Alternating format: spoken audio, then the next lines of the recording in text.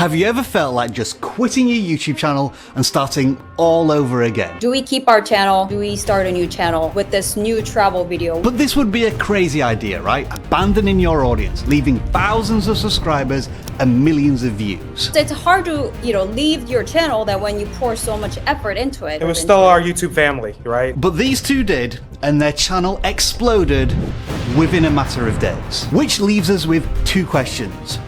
Why did they do it? And how did they pull it off? Okay, so Vicky and Josh, we are recording. Please do not swear. Leaving behind years worth of work and an established channel with hundreds of thousands of views and thousands of subscribers can't be an easy decision to make. But Vicky and Josh did just that.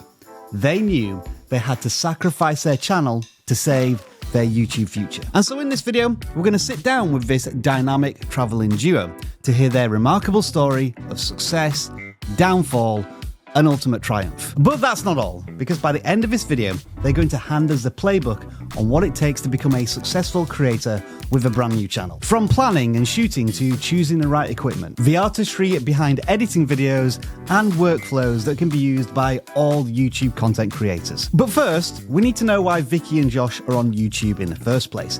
And their answer is probably one that you, as a creator, can relate to. We quit our job and we moved to Spain for a different life, hoping that we will find what we're passionate about, what we want to do, how we want to live our life. And we just didn't know how we can turn our passion into a job. I mean, let's face it, every content creator on YouTube has passion, right? But it usually takes a light bulb moment to discover an audience for that passion. I had really never watched YouTube for entertainment purposes, really just for informational purposes. But living in Spain, a lot of the local channels were in Spanish, which is pretty hard to watch if you don't know Spanish. So I started watching YouTube and all these travel creators, and oh wow, you can actually do this and people watch this, and that was kind of the beginning. And with that, Vicky and Josh started their YouTube journey. But yeah, target audience, that is a really difficult thing to pin down, and that was their first big mistake. I don't think we really targeted any audience and had a goal for the channel. I mean, the person we wanted to speak to was someone who liked to travel, probably in their 30s to mid 50s, who wanted to see adventures around Europe. What we ended up getting was an audience that was 55 to 70 who wanted to know how to retire in Valencia. Wasn't necessarily interested in traveling. They just wanted a place to retire. So not the ideal audience Vicky and Josh wanted to speak to on YouTube, but critically an underserved audience on YouTube. And over time, that channel started to grow. 5,000 subscribers. The average video would get 5 to 10,000 views. There was even an outlier video of 120,000 views. They found their YouTube traction. The channel was starting to grow. They were building an audience. But then something happened. People came to Spain to retire a lot of times, and we had a great time while living there, but we just didn't want to settle there. We made a decision to move to South Korea and kind of had a different life. Yeah. Try to get the channel going there. It's a typical YouTube conundrum that many creators face. Life gets in the way. And so Vicky and Josh collected their belongings and moved halfway across the world to South Korea, believing that this change would actually benefit the travel aspect of the channel. But that was probably their second big YouTube mistake, trying to predict what's going to happen with your channel. Kind of thought that our videos would still get pushed out to the right audience that wanted to learn about South Korea and having fun in Seoul. Yeah. But that's not what happened. Well, I guess we also didn't have much of the understanding of how algorithm worked. But we also thought that because South Korea, Seoul is such a big market, we really didn't doubt much that we're going to gain a lot of new subscribers and grow our channel. So it's this famous, I guess, case of putting your faith in the YouTube algorithm, just assuming that the recommendation system is always going to know what the video is about and where to find the audience. But tell us what happened. Oh, well, our first two videos, our Spanish audience was a little curious about our, us moving. Why did they move? They wanted to see us maybe potentially go. So I think our first two videos may have got up to like 15, 20,000 views. But by the time our third video happened, every video subsequently was just like dead on arrival. We were getting 100 views, 200 views. Yeah, people weren't interested about traveling. People weren't interested about place like, Seoul, because they weren't interested in Seoul, they stopped watching. And here we have a classic case of YouTube algorithm following the audience. Those viewers looking for an easy life, retiring in Spain, had no interest in learning about South Korea. For Vicky and Josh, it was a pivot too far. How did they feel about that? Oh, deflated. Completely defeated. I mean, you know that making one video, especially travel video, it takes so much work. First, we thought was maybe our video is the problem. Maybe we're not making good enough video. We took classes, we seek out some professional help, try different style of video, make sure we have a hook in the beginning, have a strong intro, better audio, better whatnot, right? So we tried all of that just to see like you get 200 views and then it's like it completely feel defeated and discouraged, and we doubted ourselves as that, should we keep going? Yeah. So we said, okay, let's give it some more time. Let's make some more videos. And then it finally became, the breaking point where like, okay, I feel like we're making good quality videos. And I know they're better than these other creators who are getting a lot more views than us. What's the problem? Is it us or is it the algorithm? Is it, our audience doesn't care? And that's kind of what we lean to. Our audience just doesn't care. You even get into the point of maybe I'm not pretty enough. Maybe we're not good looking enough. Maybe I'm not funny enough. I don't know. Yeah, they're not the first creators to feel like this. Because you, at some point in your YouTube journey, have felt exactly the same way. Doubted everyone, everything, including yourself. So from one creator to another, it's perfectly okay to have those doubts. It's the creators who recognize that struggle, embrace that struggle, and overcome that struggle who become successful content creators. It came where it's like, okay, well, this isn't really going to work anymore for, are we going to have fun with this? Or are we going to try to make money off of this and grow this channel? And what is exactly the purpose of this? The growth isn't happening. And it's not fun anymore either, because, it's not fun to see 10 out of 10 every time you look at your numbers. You start having fears before you even start making videos. Yeah, I know that feeling. We just felt really, really stuck. All right, so we're at the part in the movie where the hero is at their lowest point. Yeah, they don't see a future, but out of the darkness comes this shining knight, a YouTube consultant called Matt Koval. We talked to a couple of different kind of gurus and different kind of experts in YouTube, and people just kept saying, oh, just push through, you're gonna be fine, just push through. And at the bottom of our hearts, we kind of just didn't think that was the right answer. Matt had looked at our analytics and said, yeah guys, your videos are dead on arrival, your audience doesn't care about any of this stuff you're doing, you're better off just starting a new audience. So we felt timid, but at the same time, we know the analytics behind it, and we feel that decision is the right one to make. So, we felt confident, but still terrified at the same time. Terrified, yes, but starting a new channel is one of the bravest things a creator can do. And you know what? I'm going to be honest here. Being one of those YouTube gurus myself, I like to call myself an educator if I'm being honest, I don't know if I would have told Vicky and Josh to start a brand new channel. Shows you what I know.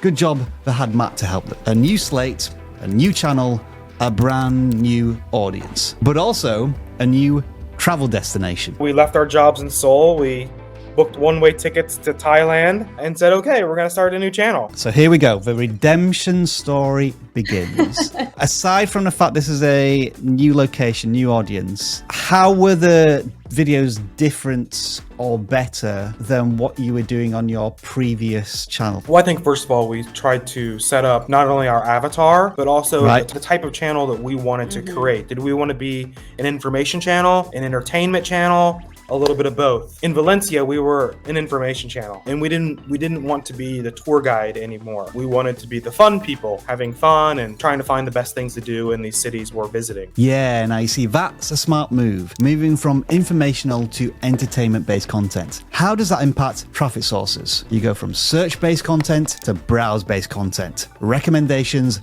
are more likely to find audiences for your videos, and that can only be a good thing. You move to Thailand, you start the new new channel. Tell us what happens next. We make another 2 or 3 videos before we launch any video. We wanted to try to create a session for people to come on and watch our first video and hopefully watch our next video and the video after that. Sometimes more than one video to make the decision you want to subscribe to the channel, and then you decide that they like us. We didn't want them to wait another week to get a new video, and by the time they may not even come back, the video weren't really getting traction. First 5 days it was nothing, and then we wake up on day 6 and it's just like views are going crazy, subscribers, comments. It seems like the algorithm took 5 days to figure out, and all of a sudden it was just kind of start getting presented to the people.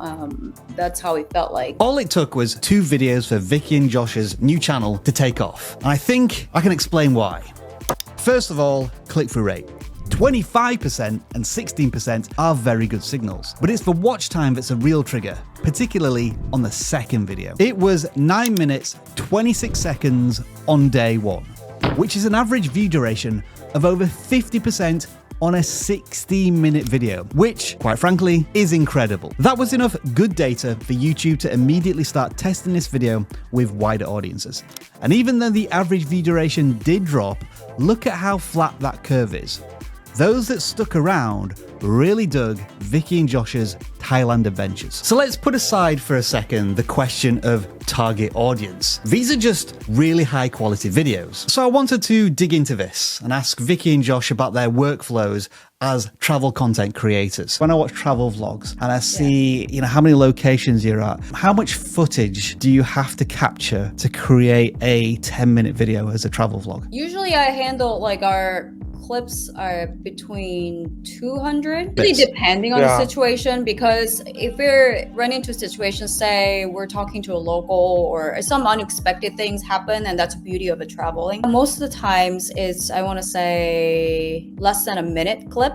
But as far as our total per video, we probably have pushing an hour to, depending on if we're doing total is multiple days or not. And how long does it take you, Vicky, to edit each video? 3 to 4 days. I think they said 4 or 5 hours a day. I think a lot of it does come down to her picking music and things like that. That takes a long time. What I'm trying to always remember is, if I were a viewer, would it be entertaining to watch? Or if someone were to present this video to me and after 30 seconds, do I want to turn it because it's not interesting enough? Capturing the footage, is there any tips or things you've learnt when it comes to travel content? A lot of times, especially with travel stuff, is that good things happen when you're not expecting it. The interaction with the locals, the real good stuff. Because when we go out, we have an idea on, we want to go here, here, here, here. We want to show this, this, this, this. And that's all good and great.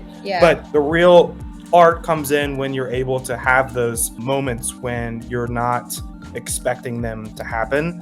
It's just about having the camera rolling. We do script for the intro, but that's about really the only thing that we scripted. In terms of clutch equipment, what would you recommend every outdoors content creator should have? It doesn't matter how great of a video is. If the audio is bad, people are not going to watch it. So audio is very, very important. So we use this Rode mic, and then we use GoPro.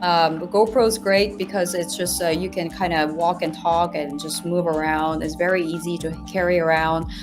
You can also, go into water with it so it can get wet, and when we're on the beach and all that. I think GoPro is not that good at filming the scenery though. No. So we use iPhone. iPhone is what we use pretty much film our B-rolls. It is pretty clear that Vicky and Josh put a lot of time and attention into the quality of their videos. But what about the packaging, the thumbnails, the titles? And that's particularly tricky to do when it comes to travel vlogs. How do you plan for the spontaneous? Typically, we say, okay, this is probably going to be the good thumbnail for us to have on there. And we try to take a photo, but that doesn't always happen. We've already eaten what we were going to eat, or we've already done it and left. So sometimes we may actually come home, and the next day or before we're filming, we take another photo of what what we thought was going to be the thumbnail. We use a background remover. I always think the title should be like the news headings. It's intriguing for people to click it rather than searchable. Now, searchable is good after probably the beginning period of the video is done. So maybe later down the road, we can change the title to something that is more searchable. We look at what others did, get an idea. So back to Vicky and Josh's new channel. They're almost at 10,000 subscribers. They're almost at 1 million views, and they did it in just 20 videos. Already, this new channel is bigger than their old one. But speaking of that old channel, how did they let it go? Do you just go completely cold turkey or announce that you're quitting a channel to the audience? What did Matt have to say? Now, don't get me wrong. If we would have gotten views in South Korea, we would have never switched our channel. That just wasn't the facts. You know, the facts led us to a different path, and it was just something we had to do. So we're not disappointed that we did it. Matt's advice was to let the old channel know before we even launched the new video. We went against his advice. In many cases, he's probably right. Yeah. And I think because we knew our audience would be so different, and we didn't want people to just come over out of curiosity and they'll just click subscribe button and then they will never watch our video. We launched the videos, gave them 0 heads up that we started a new channel, so it was 100% fresh algorithm. Nothing from our old viewers at all. We promoted nowhere. We got a few people to come over, but it still wasn't our right audience, so we knew we did the right thing. For me personally, I think I would have been the same in that you do want that brand new audience. You want YouTube's algorithm discovery engine to work as intended, rather than, I'm not going to call it an artificial push from you,